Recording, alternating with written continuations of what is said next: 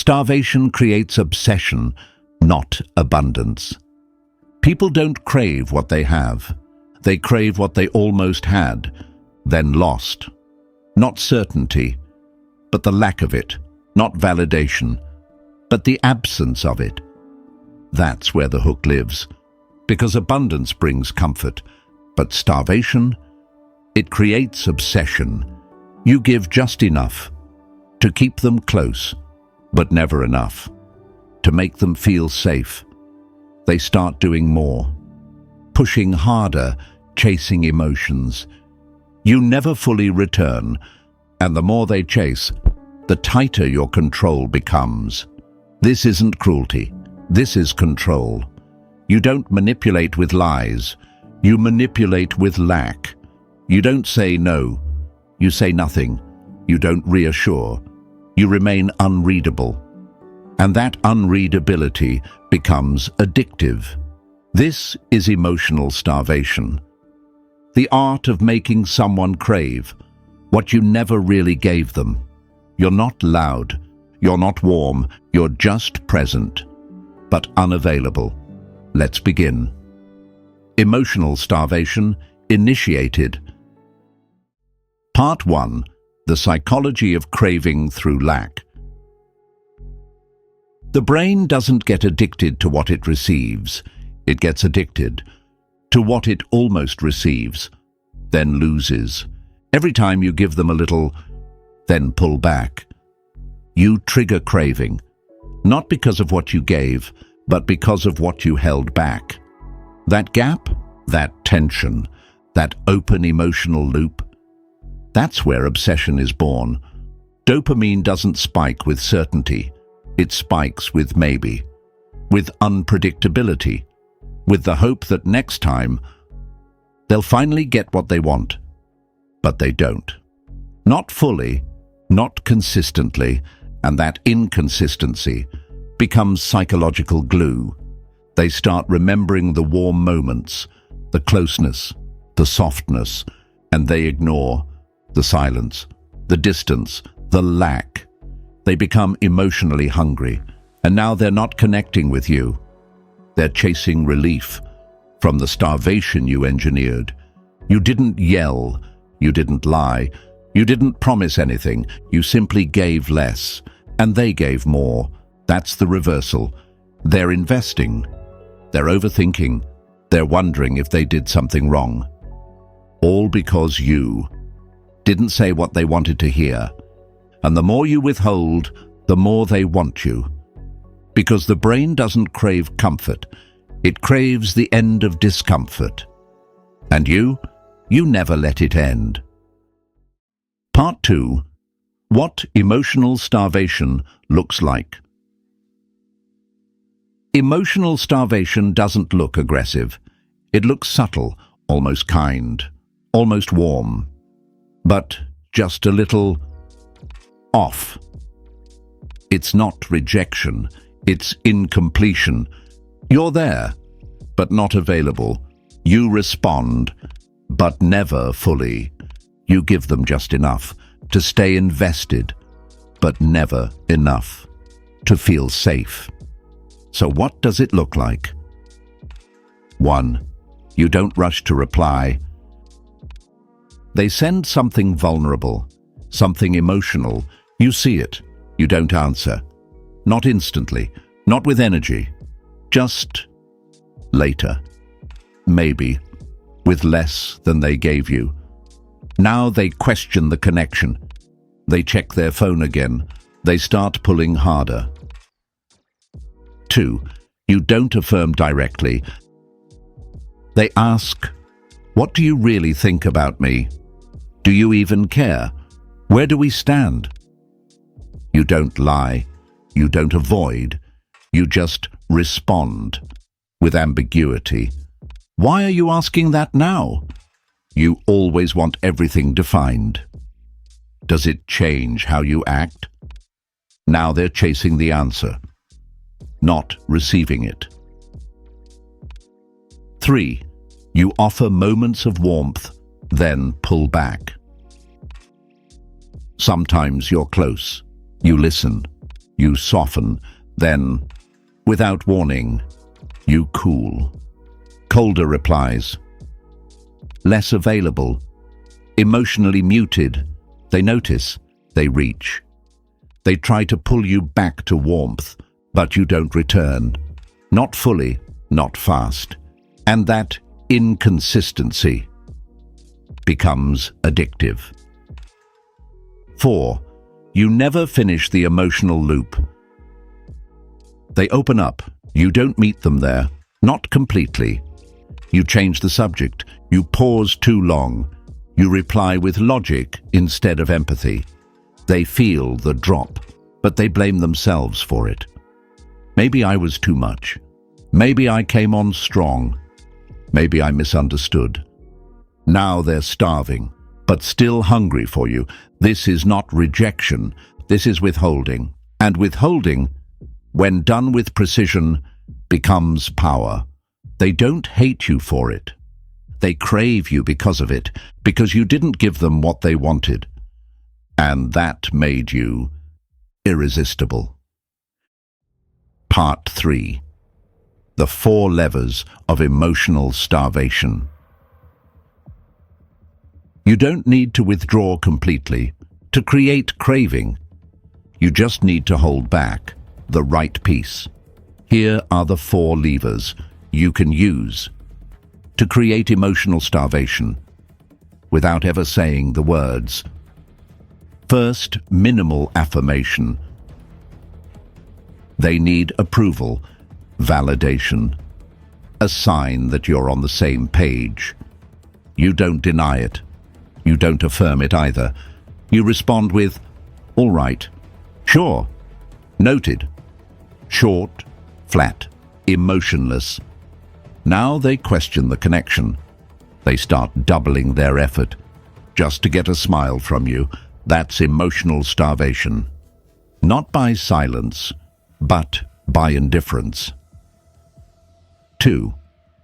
Delayed emotional responses. They send an emotional message. They expect an emotional reply. You wait, you take your time, and when you respond, it's distant. Not because you're cruel, but because you're not feeding their moment. They go from feeling heard to feeling exposed, and that shift creates one thing: craving. 3rd, non-reciprocal vulnerability. They open up. They go deep. They get raw. You stay surface. You stay vague. You stay unreadable. They say, I've never told anyone that. You say, that's interesting. Thanks for sharing. You heard it. You didn't meet it. And now they feel alone with their own emotion, which means they'll seek you again to try to finish the loop you never agreed to close. 4th, intermittent warmth. This is the most powerful. Sometimes you show up warm. You give them closeness. You let them feel seen. But just when they lean in, you go cold. Shorter replies, less presence, slight withdrawal. They feel it, and they chase it, because now they believe. That warmth still exists. They just need to earn it again. That's not abandonment. That's addiction. Each of these tactics creates one thing: lack. Not enough to walk away. Not enough to feel full. Just enough to crave, to reach, to obsess. And you? You're just holding back what they think they're about to get. Part 4. Why it works so deeply. This doesn't work. Because it's loud. It works. Because it's invisible. It doesn't feel like manipulation. It feels like longing. It feels like hope. It feels like something real. That keeps slipping away. Because the emotional system was never built for stability. It was built for survival, for seeking, for chasing. And when connection feels unstable, when closeness comes and goes, the brain doesn't disengage, it locks in. Inconsistency creates addiction. Not knowing when the next reward comes is more addictive than getting it every time. This is intermittent reinforcement, and it's the foundation of every obsession, every chase, every toxic bond that no one can seem to break. You're not breaking them with cruelty. You're breaking them with confusion. They don't know what you feel. They don't know what they did wrong. They don't know where they stand. And because the answers never come, they keep asking. They explain more. They reach harder. They wait longer. You don't tell them what's missing. You just let them feel the absence of it. And now, their logic doesn't matter. They know you're cold. They know you're inconsistent. But the craving is emotional, not rational. You didn't convince them to stay. You conditioned them to need the moment where you might come closer again. That's not love. That's psychological dependency, built quietly, maintained through lack, triggered by hope. And hope is the most dangerous drug. You never had to give them directly. Part 5. Training controlled absence. You don't have to disappear to create craving. You just have to stop feeding everything. Not every moment needs a reply. Not every emotion needs a response. Not every connection needs to feel whole. You train that by holding back when you usually give in. Step 1. Resist the urge to reassure. They get anxious, insecure. They ask, "Are we okay? Do you still care? Was it something I did?" You don't comfort. You don't clarify. You pause. You give them space and let the uncertainty settle. They'll try to close the loop, but you don't. And that's when the bond strengthens. Not through safety, but through scarcity. Step 2. Normalize delayed presence. They text. You see it. You wait. Not to punish, but to detach emotion from your availability. You're not always here. You're not always on. And that unpredictability makes your attention more valuable. Step 3. Respond without full emotion. They open up. You stay calm. They escalate. You stay level. No matching energy. No intense mirroring. No emotional reciprocity. You say less, and they feel more. Because when you don't echo their feelings, they feel exposed. And when they feel exposed, they come closer, looking for warmth you won't fully give. Step 4. Introduce quiet withdrawals. Start pulling back without announcement, without conflict, without drama. Shorter replies, less warmth, subtle pauses. Don't ghost. Just fade slightly. Let them feel that they're no longer receiving what they used to count on. That's not rejection. That's recalibration, and their system will react. Step 5. Make distance normal. You don't reward every gesture. You don't attend every emotional cue. You don't explain why.